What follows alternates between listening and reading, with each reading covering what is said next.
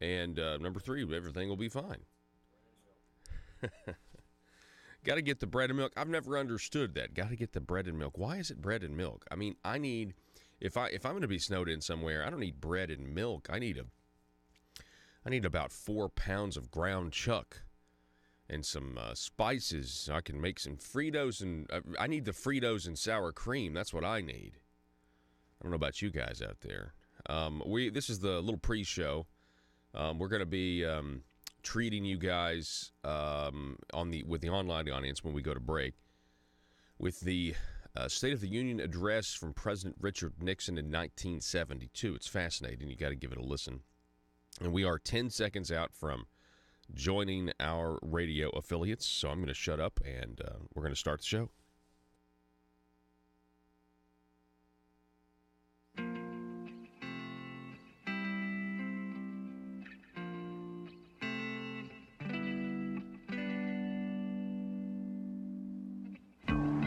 I think it's time we ask ourselves if we still know the freedoms that were intended for us by the Founding Fathers.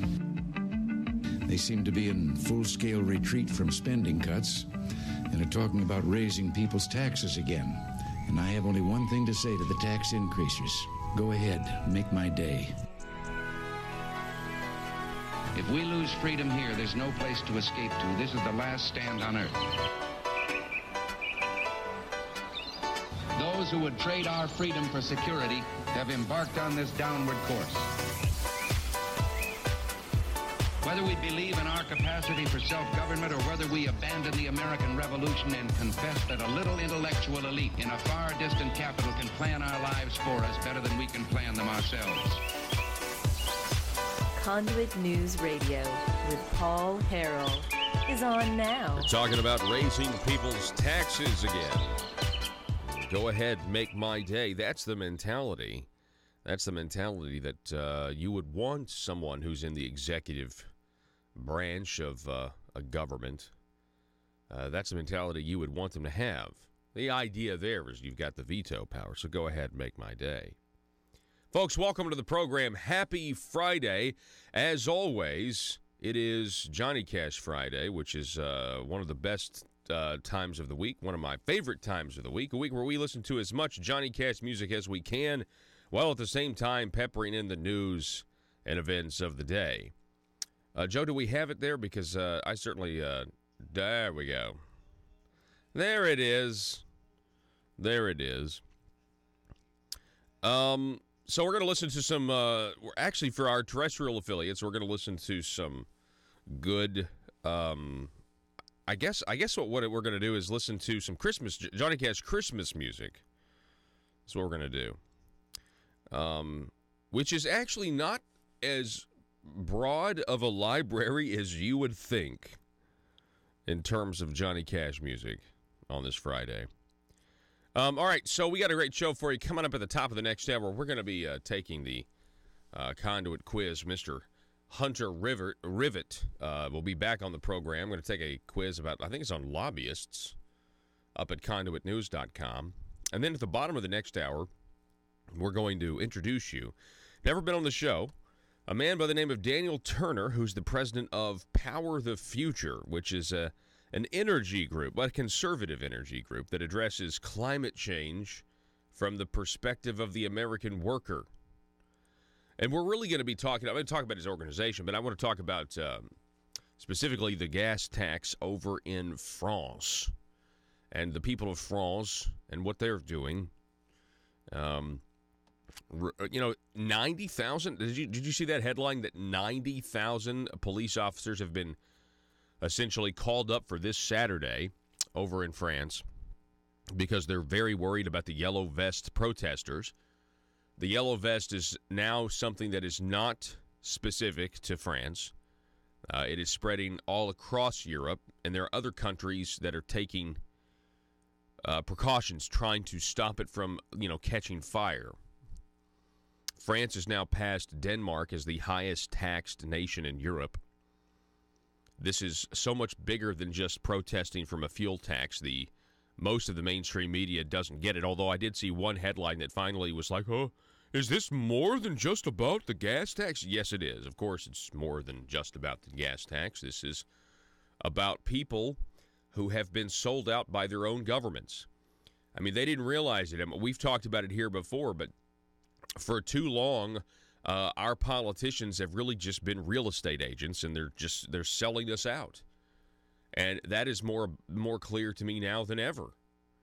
It's been going on in Europe far longer than it's been going on here because of that whole European Union fantasy that is essentially done to Europe what the states have, been subjected to as well for, quite some time, which is weakening the state sovereignty of Arkansas or Tennessee or, Georgia, whatever.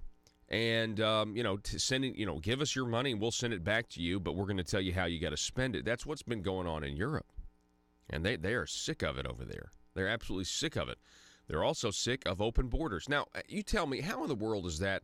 When you talk about globalism, okay, and we were exploring this yesterday, but essentially, I guess we were exploring this 2 days ago with Rabbi Ari Spiro, who was on the program.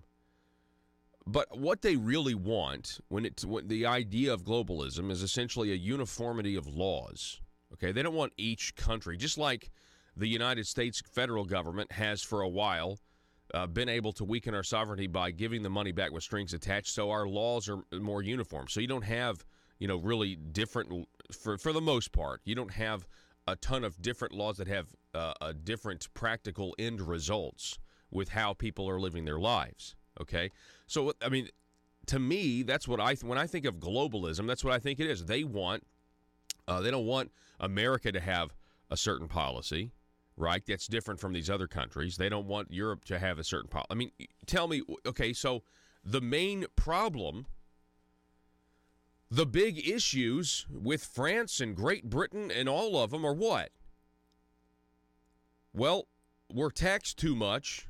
And we have open borders, and we're not allowed to control who gets to come into our country. And we've got this mass migration problem that's, setting up no-go zone neighborhoods where police don't even want to enforce the law. So we have so what is it? I mean, essentially, globalism is the deterioration of borders and the deterioration of individual countries' laws, where it doesn't even mean anything anymore, right? I mean, isn't that incredible that you have America and France and the rest of these European countries and their citizens are upset about the same thing? It seems like over time, this idea of globalism has been slowly enforced, and it's been slowly coming down the pike. And here we are. You have citizen uprisings, and we had Brexit, which was mainly about we're Great Britain and we're prosperous, and yet we're sending all this money to the European Union, and they send it back to us and tell us how to spend it. And then we have these open borders where all of these immigrants are coming in and they're changing our culture, and they're weakening the rule of law, because once they establish neighborhoods, police officers don't want to go in those neighborhoods, and they're even told not to go. Do you remember on the southern border of our country, back when President Obama was in office, instead of securing the southern border, they just posted signs on the roads urging people to take the northern routes instead of the southern routes? Because if you go south, even though you're still on U.S. soil, we can't really guarantee your safety because it's so dangerous. So they don't want to enforce it. So I just think, for those of you that think, well, is globalism real? Is that blah, blah, blah, blah? Is it really think? Well, why are citizens that technically they have no relation to one another at all, right? They're worried about living their lives in France. We're worried about living our lives here in the United States. We're worried about our families. They're worried about their families. And yet, essentially, the problems, the stuff that everybody's really upset about, are the same.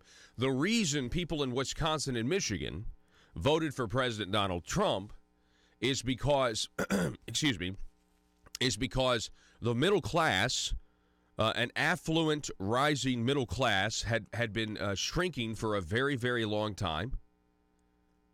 Because, again, our politicians were essentially real estate agents who are selling this out.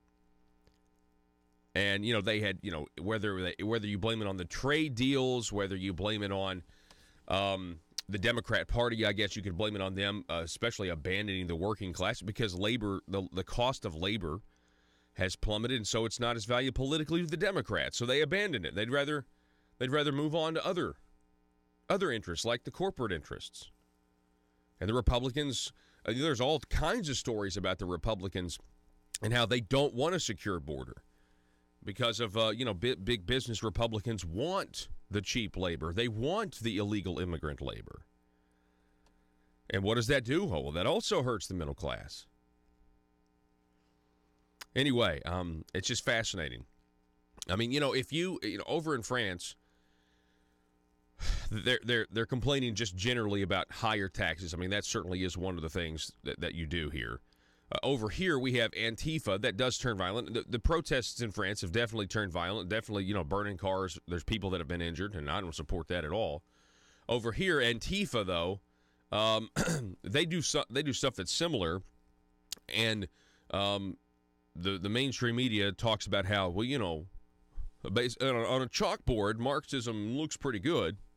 On a chalkboard, I mean, they're standing up for these people who are really just wanting some sort of violent coup or some anyway, and yet when the Tea Party was a thing, when it was a national phenomenon, they just couldn't stand it. How dare these peasants talk about how they're being taxed too much? Oh, by the way, look at that guy. I bet he's about to get violent. And that's what they say. And you can actually bring that down to a local level here in Arkansas, right? If there's enough of a vocal response to politicians in Arkansas raising taxes, if Conduit for Commerce then posts voting records and tells people how things are, the media then, well, not the media, actually, the politicians will compare you to terrorists. Anyway, the telephone number, 870-275-9799. That's 870-275-9799. Our little pop culture for you. Kevin Hart. You guys know who Kevin Hart is. He's a comedian. He was pegged to be the host of the Oscars. I don't know if you've ever seen a Kevin Hart stand-up. I saw one sometime this year. I don't know if it was on Netflix or whatever. I mean, it wasn't that. I mean, to me, it wasn't that. I mean, he's funny, but I mean, it wasn't necessarily, even close to the greatest stand-up I'd ever heard or anything. But I did notice something. I was like, wow, this guy is a showman, and he puts on these giant productions. I mean, they are actual. It's not just a guy with a microphone telling jokes. They are productions. I mean, it's like a rock concert almost, with the lights and the spectacle of it all, I guess. And I can respect that, right? So when I heard that they were going to, let Kevin Hart host the Oscars, I thought it will be like no other Oscars you've ever seen. Not that I haven't even watched the Oscars in 6 years because I don't care about. I just don't care. So they select Kevin Hart, and early Friday morning, Kevin Hart has stepped down as the host of the Oscars because of a backlash, because he had gay jokes, or I guess you should say anti-gay jokes, posted on his Twitter years ago. And here's the statement from comedian Kevin Hart. Again, the left is, they are anti-freedom of thought, anti-free speech. Therefore, they are anti-comedy. This is confirming everything we've been saying when a comedian can't host the Oscars, okay? Now, some of the stuff he has said in the past is offensive, but I'm sure. But aren't comedians offensive? Isn't that what happens? I mean, anybody ever watched a comedian and been like, okay, now the guy's ripping on, white Christian men. I'm offended by that. I mean, everybody's like, he went a little too far for me. But it's like, I mean, I don't want him not to be able to say, anyway. I'm old school, I guess. You know, at this point, being for liberty and being for people's right to say what they want is now just an old school ideal, I guess. This is his statement. I made the choice to step down from hosting this year's Oscars. This is because I do not want to be a distraction on a night that should be celebrated by so many amazing, talented artists. I sincerely apologize to the LGBTQ community for my insensitive words from my past. That's what he tweeted. Hart's response to the criticism over earlier tweets deemed homophobic by some on Thursday further inflamed a backlash to the comedian 2 days after he was named the host. On Thursday, Hart wrote on Instagram that critics should stop being negative after years-old tweets surfaced in which he used gay slurs. In an accompanying video, a shirtless Hart lounging in bed warily said he wasn't going to let the craziness frustrate me. I'm almost 40 years old. If you don't believe that people change, grow, evolve, I don't know what to tell you. I love everybody, he said.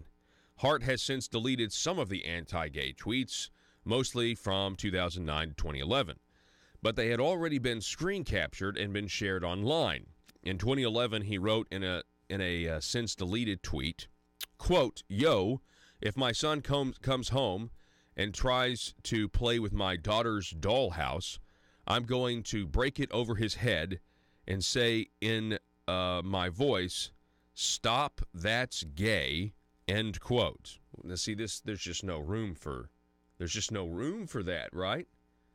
In today's society, there's no room for somebody expressing their honest opinion at the time about how they feel about what they believe are sexual norms and what they believe are sexual abnormalities. You can't express that, right? Because that is bigoted today. In today's society, you just can't say those things. Hart's attitudes about homosexuality were also a well-known part of his stand-up act. In the 2010 special Seriously Funny, he said, "One of my biggest fears is my son growing up and being gay." You can't say that. You can't think those thoughts. Those thoughts are not acceptable things to think today. Keep in mind, he went on, I'm not homophobic. I have nothing against gay people. Do what you want to do. But me, being a heterosexual male, if I can prevent my son from being gay, I will. Yeah. End quote. Yeah, so anyway, this guy, they pick him to be the Oscars, the host of the Oscars. It would have been it would at least been interesting. The Oscars are so boring and so full of just absolute monotony of, okay, oh, you congratulations, you won an Academy Award, you went on film and you said exactly what the script told you to say, and we liked your performance at pretending to be this person, and now get up on stage and accept your award and tell us about your political opinions. Oh, all of your political opinions are exactly the same. Oh, well, then you guys should just keep talking about them and share and make the bubble bigger and pat each other on the back and give each other hope that at least you guys believe the same. Never mind, it's middle America that you need to buy your movie tickets. No, at least with Kevin Hart, if he would have been, it would have been interesting. It might actually have been funny. He might have actually been a funny host and a showman. But then again, I don't know. We're going to take a break. It is Johnny Cash Friday. We're going to take a break. Going to reset here. Don't go anywhere. We'll be back in just a moment.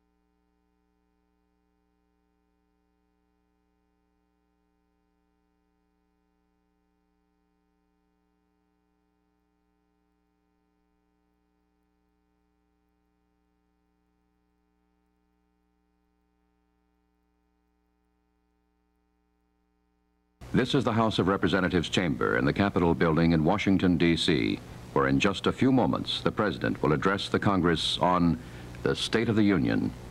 Here is NBC News correspondent Edwin Newman. President Nixon is delivering this State of the Union address on the 3rd anniversary of his inauguration as president on January 20th, 1969. He's due in the House chamber in about 10 seconds, and his arrival is to be announced by the House doorkeeper, William Miller, known to everybody as Fishbait Miller.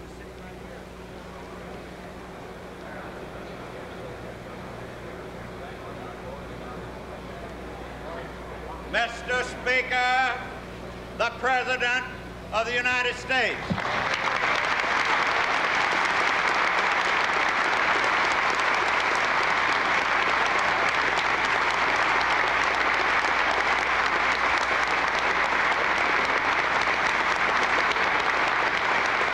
There is the President entering, apparently carrying his own copy of his address under his arm.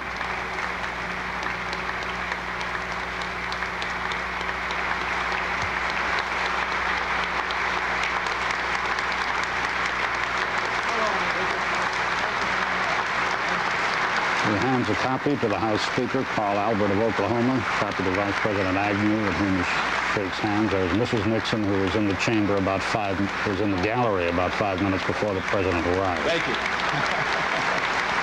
I don't need it.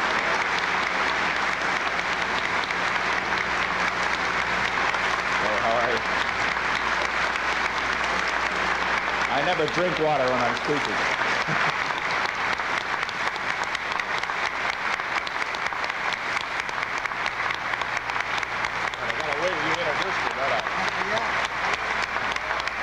They have it over here. Thank you.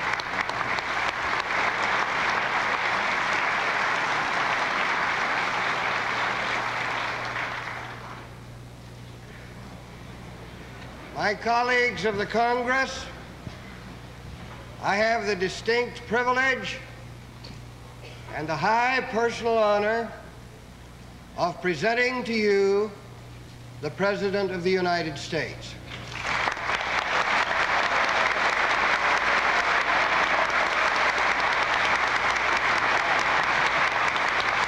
You have to do it twice each time.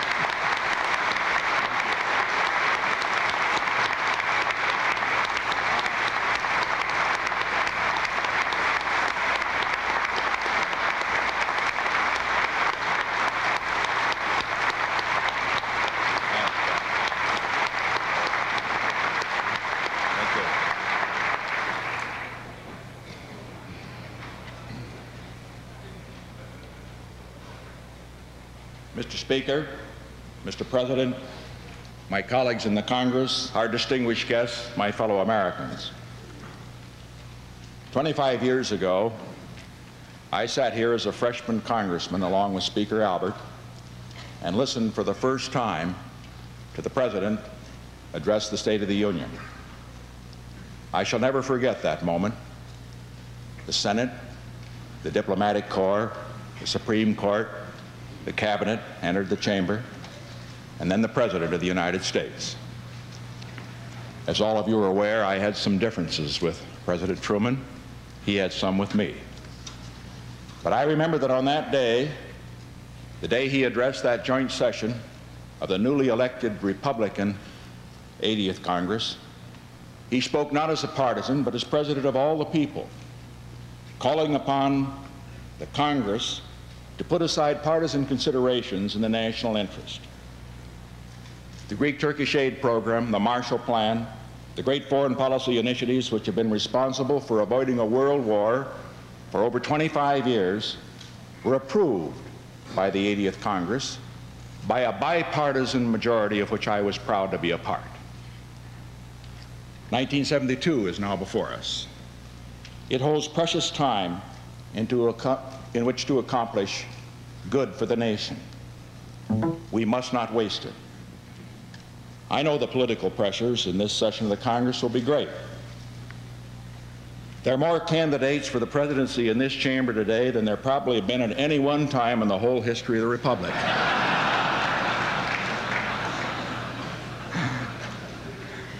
And there's an honest difference of opinion, not only between the parties, but within each party. on some foreign policy issues and on some domestic policy ladies and gentlemen, issues. welcome back. Today is December 7th, which means December 7th, 1941. That'd be 77 years ago was the attack on Pearl Harbor. A day that was said to live in infamy. Obviously, this was the catalyst for bringing the United States into the war, where we said, you know what, we got to do something about this. And it is what gave that generation, the generation of my late grandfather, the term the greatest generation. And that is because they were willing to trade their lives to secure freedom. They believe freedom was so valuable that they were willing to risk their lives to secure it. Do we trade our freedoms back in now for false security? I think we do. Back in a minute.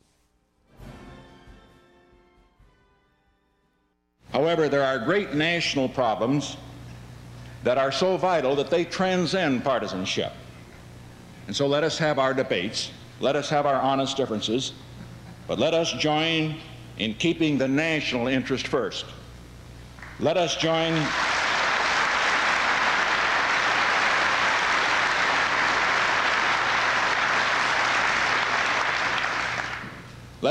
in making sure that legislation the nation needs does not become hostage to the political interests of any party or any person.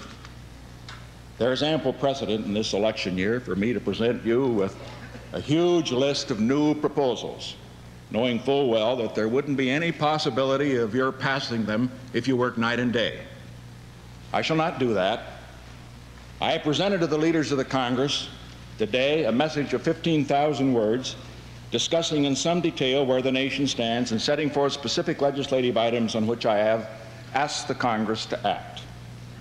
Much of this is legislation which I proposed in 1969 and 1970, and also in the first session of this 92nd Congress, and on which I feel it is essential that action be completed this year. I am not presenting proposals which have attractive label, but no hope of passage. I am presenting only vital programs which are within the capacity of this Congress to enact, within the capacity of the budget to finance, and which I believe should be above partisanship. Programs which deal with urgent priorities for the nations, which should and must be the subject of bipartisan action by this Congress in the interest of the country in 1972. When I took the oath of office on the steps of this building just 3 years ago today, the nation was ending one of the most tortured decades in its history. The 1960s were a time of great progress in many areas, but as we all know, they were also times of great agony. The agonies of war, of inflation, of rapidly rising crime, of deteriorating cities, of hopes raised and disappointed, and of anger and frustration that led finally to violence and to the worst civil disorder in a century. I recalled these troubles, not to point any fingers of blame. The nation was so torn in those final years of the 60s that many in both parties questioned whether America could be governed at all. The nation has made significant progress in these first years of the 70s. Our cities are no longer engulfed by civil disorders. Our colleges and universities have again become places of learning instead of battlegrounds. A beginning has been made in preserving and protecting our environment. The rate of increase in crime has been slowed, and here in the District of Columbia, the one city where the federal government has direct jurisdiction, serious crime in 1971 was actually reduced by 13% from the year before. Most important, because of the beginnings that have been made, we can say today that this year, 1972, can be the year in which America may make the greatest progress in 25 years toward achieving our goal of being at peace with all the nations of the world.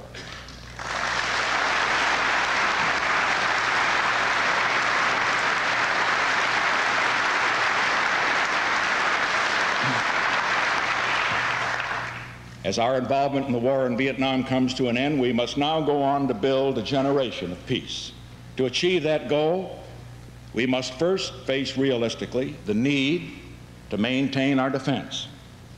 In the past 3 years, we have reduced the burden of arms. For the first time in 20 years, spending on defense has been brought below spending on human resources. As we look to the future, we find encouraging progress in our negotiations with the Soviet Union on limitation of strategic arms. And looking further into the future, we hope there can eventually be agreement on the mutual reduction of arms. But until there is such a mutual agreement, we must maintain the strength necessary to deter war.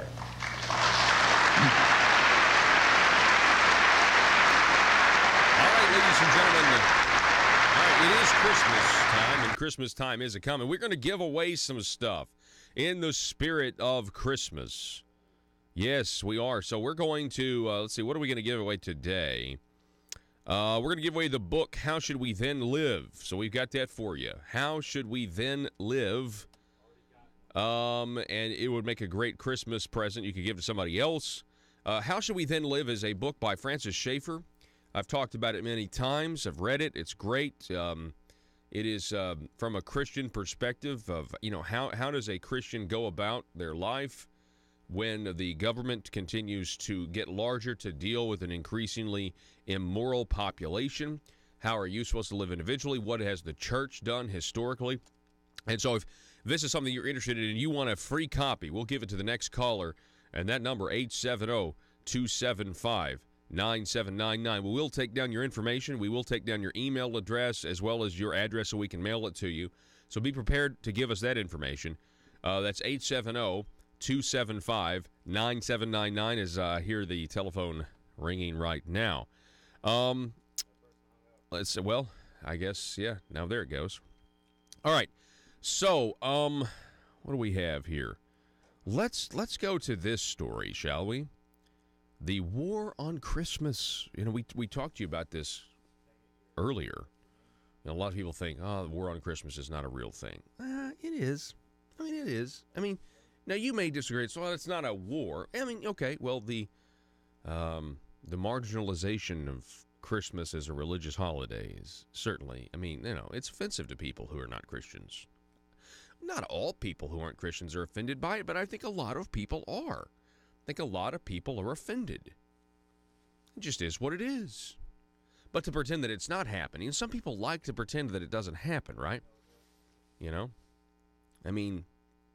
I was growing up, there was no such thing as a winter break. It was a Christmas break. When I was growing up, there was no such thing as a holiday party at my elementary school. It was a Christmas party. When I was growing up, you had no problem seeing manger scenes displayed at courthouses. Right? That wasn't an issue. It wasn't a thing. But it is now. And I've been on this earth for 34 years.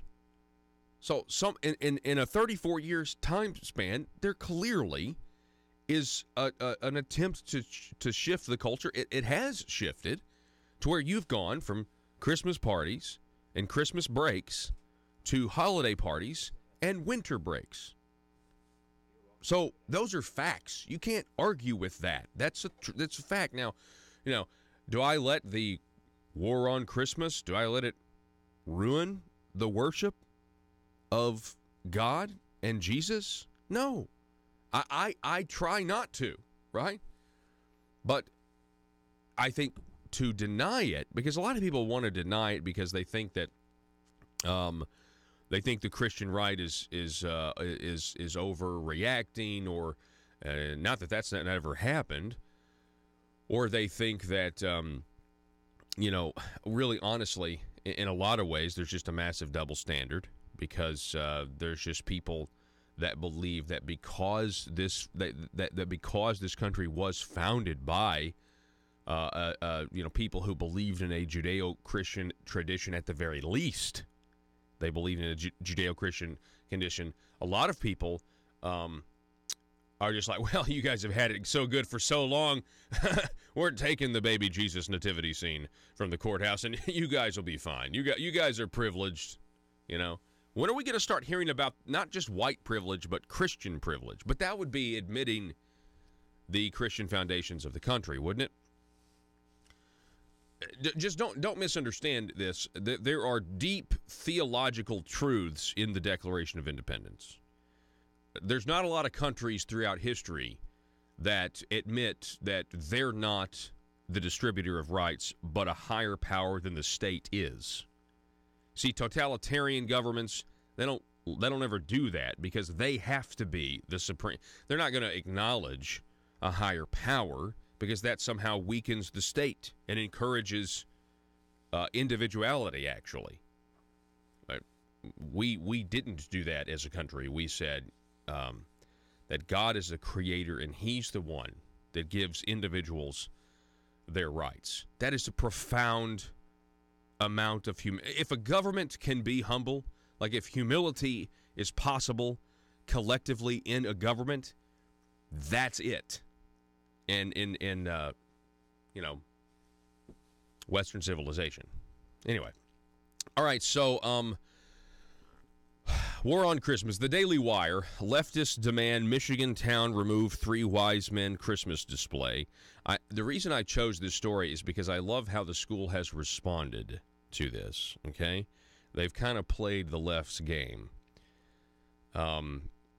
So Paul Boyce writes, the haters of Christmas never sleep, and they will never stop their hate campaign so long as Christmas exists for them to war on. There's a war on Christmas. This week, the battleground has shifted to Michigan, a town called Newaygo, Michigan, or Newaygo, Michigan, where a civil rights group has now demanded an elementary school remove its traditional 3 wise men display. LifeSite News, I think, had the initial story on this. It's the Michigan Association of Civil Rights Activists. They have drawn first blood telling the elementary school to remove the 3 wise men display. It's actually perched on the roof, flat wooden figures riding atop their camels toward the Bethlehem Star. They've been a school tradition there at Newaygo since the 1940s. Huh, 1940s. Interesting that this type of display was acceptable behavior in the 40s. It was acceptable behavior in the 80s when I was born. But for some reason, it's not acceptable behavior now. But there's no war on Christmas. Okay, all right. Mitch Kale is the Michigan Association for Civil Rights leader, and he said that CNN, he told CNN the display is essentially a Christian symbol on public property and should be removed. We've asked the school to remove what is, in essence, a nativity scene from the top of the school and from school property. Actually, no, it's not a nativity scene. You say it in essence, but it's not. The wise men weren't actually at the stable. The wise men were not actually there. See, a lot of people don't know that. Technically, if you see those wise men, and now, I mean, you're going to put them there. Because, I mean, it's kind of part of the whole story. But the wise men didn't get there till a long time after Jesus was born. Technically. But they put the wise men there as well because, it's I don't know. It looks good. Who knows? We understand that the situation sometimes will make people upset, Kale told CNN, but just like in Grand Haven, where their nativity scene had been up for 70 years, that's now been gone for 5 years. The city council voted to remove it, and no one complains about it now. Wow, can you believe this? 70-year traditions. And these people want to act like the Founding Fathers actually meant the First Amendment to be interpreted the way it's being interpreted today by people who are essentially masking this idea of separation of church and state with the right to not be offended. And it's preposterous. They're actually totalitarians. In reality, these people who want to strip you of the right to express God in public life, whether that's a nativity scene on public property, a Ten Commandments monument on public property, or a politician holding public office that references God, which is the next thing that they want to eliminate. These people are totalitarians. You need to remember that. Now, some of them think that they are in the right, but it's just because some of them are just not educated to the fact of what actual freedom means, the concept of what a state religion actually means. Putting a nativity scene on a courthouse does not establish or force anyone to worship or participate in a state religion, period. Now, keep going here. Not all residents agree. Well, of course. It's always been up there, and we love it. One person said this would be like disallowing kids from Santa Claus at the bank. You can't just take it away, something that we've always done. It's not harming anyone. It's not hurting anyone. So live and let live. Ha-ha. What a libertarian pro-freedom mindset, a mindset that is rejected by these people on the left. In my opinion, they should have allowed it to remain, so long as the schools add a wider variety of religious symbols. My dad helped build those in shop class in the old school back in the 1940s, one person said. So in my opinion, the school should have a class on world religions as a project for the class, have students create more artwork like the Three Wise Men. You see, I don't even agree with that. Who cares?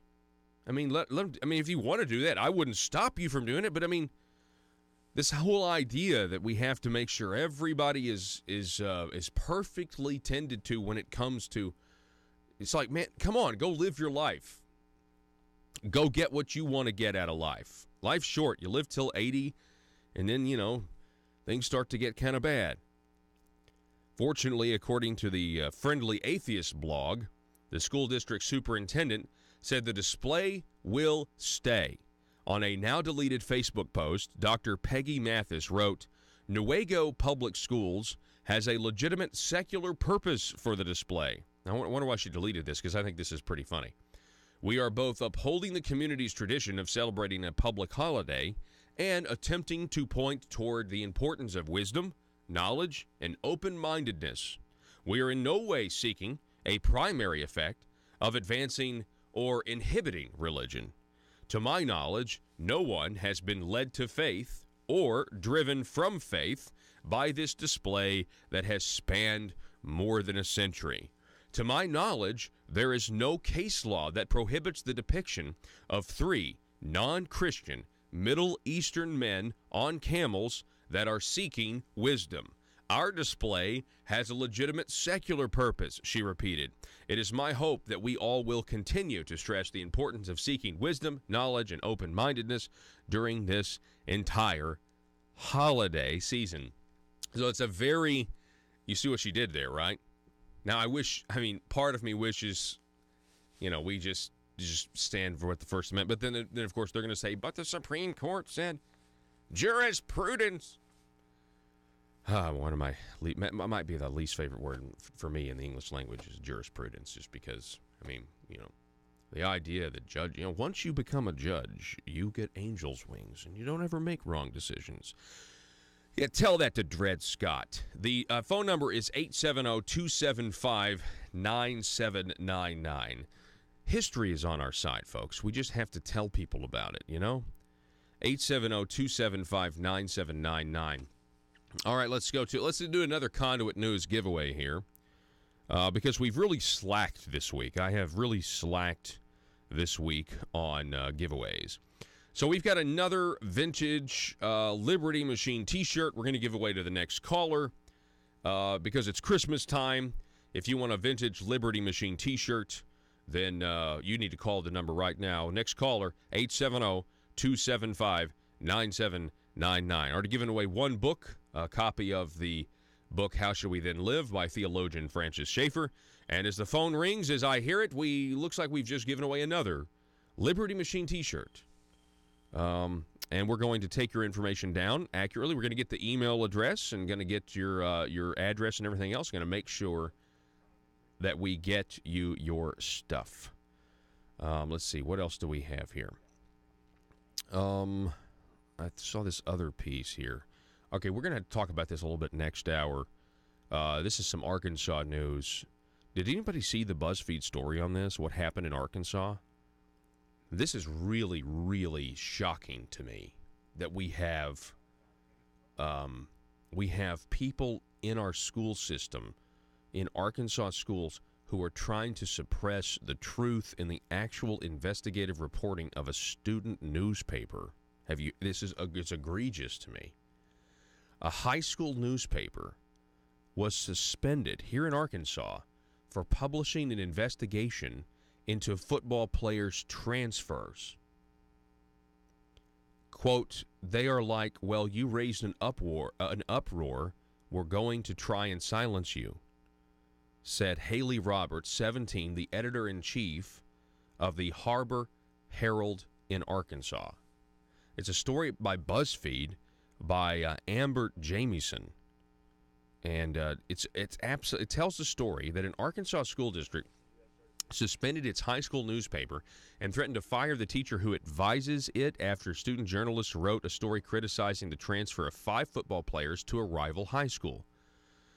Now, apparently, the 5 football players transferred or were granted the transfer to a rival high school because they wanted a shot at they thought they'd get a better shot at being looked at by Division I programs in college. They thought it would be better for their future. And that's great, right? I mean, good for them.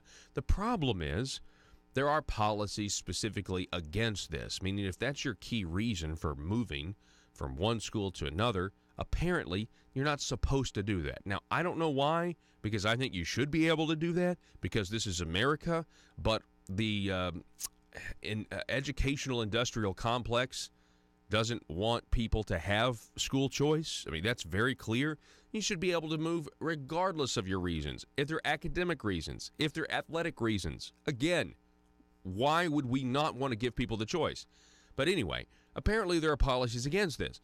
And so you have a school that highlights and actually interviews the players, gets them on record, and it caused such an uproar.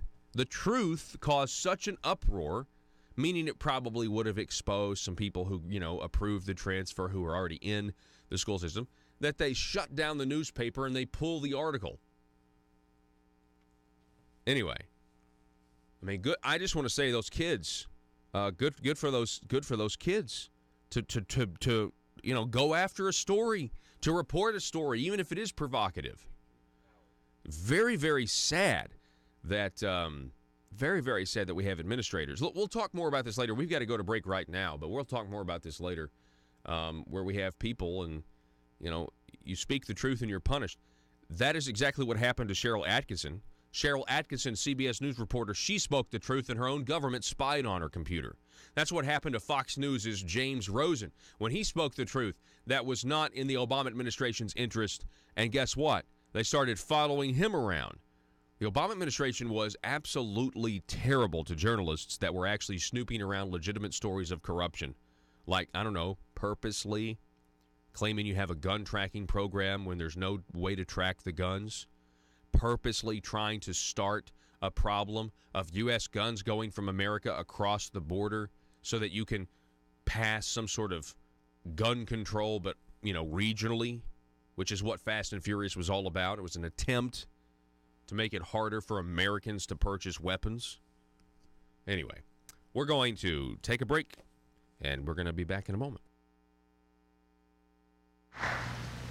And that is why, because of rising research and development costs, because of increases in military and civilian pay, because of the need to proceed with new weapons system, my budget for the coming fiscal year will provide for an increase in defense spending. Strong military defenses are not the enemy of peace. They are the guardians of peace.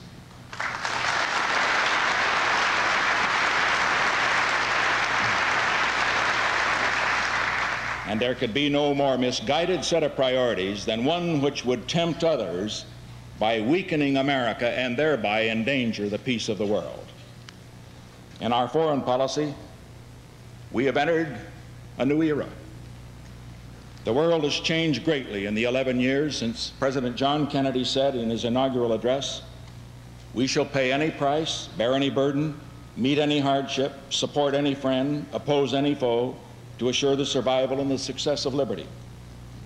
Our policy has been carefully and deliberately adjusted to meet the new realities of the new world we live in.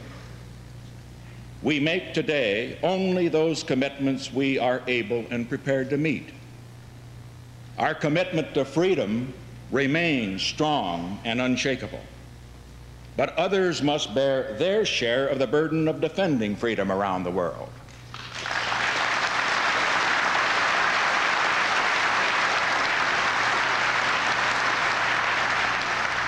And so this then is our policy. We will maintain a nuclear deterrent adequate to meet any threat to the security of the United States or of our allies. We will help other nations develop the capability of defending themselves.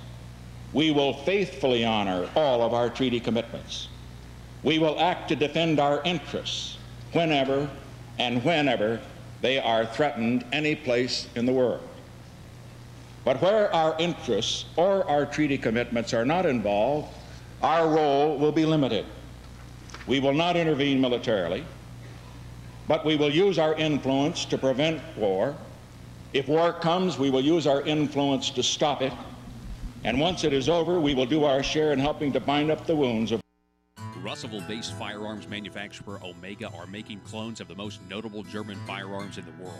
These delayed rotor-lock firearms have been and are currently used by law enforcement and military worldwide. At Omega, they manufacture their guns right here in Arkansas and produce the best reproduction in the marketplace that comes with a complete 5-year warranty. At Omega, they take firearm manufacturing seriously and offer discounts to active and retired law enforcement. Whether you're using Omega firearms to defend the public, defend your family, or for target practice, Omega has your back. For pricing, go to omega-guns.com. That's omega-guns.com. If you're like me, you believe that small business is the heart of Arkansas's economic engine, and it should be viewed that way by the politicians in Little Rock. Conduit for Commerce also believes, like you and I believe, policies that achieve less regulation and lower taxation help small business in Arkansas thrive. Other policies like small, constitutionally consistent government and reducing citizen dependency on government keeps it from growing and expanding its influence on our daily lives. Conduit for Commerce works every day to educate the general public and legislators on these important priorities in the name of Arkansas small business. By the way, contributions to Conduit for Commerce are tax deductible. Log on now to conduitforcommerce.org and click on Contact Us on the right side of the page. That's conduitforcommerce.org. Go there now and learn the facts on protecting small business in Arkansas. Those who have participated in it. As you know, I will soon be visiting the People's Republic of China and the Soviet Union. I go there with no illusions. We have great differences with both powers. We shall continue to have great differences. But peace depends on the ability of great powers to live together on the same planet despite their differences. We would not be true to our obligation to generations yet unborn if we fail to seize this moment to do everything in our power to ensure that we will be able to talk about those differences rather than to fight about them in the future.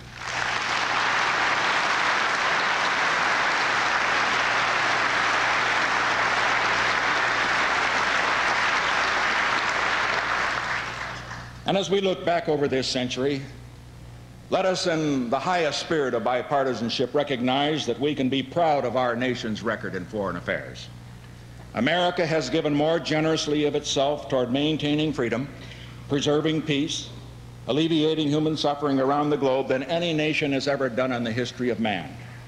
We have fought 4 wars in this century, but our power has never been used to break the peace, only to keep it, never been used to destroy freedom, only to defend it.